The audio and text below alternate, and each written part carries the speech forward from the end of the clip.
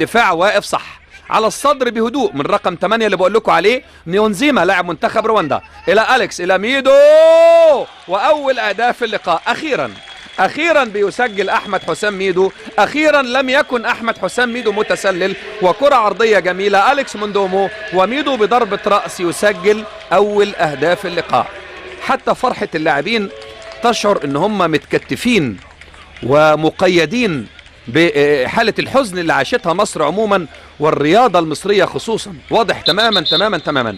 هنا الاستلام، هنا اللعبة الأخيرة، نور تدخل بشكل كويس، وأليكس بالخبرة رقم 3 هنا مغطي ستيفانو موازيكا، وبالفعل هدف لميدو يسجل به أول أهداف اللقاء.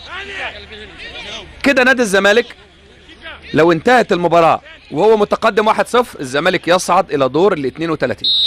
أما إذا تعادل فريق يانج أفريكانز وبقت 1-1 هي نفس مباراة الذهاب، هنلعب ركلات ترجيح من علامة الجزاء مباشرة بدون وقت إضافي.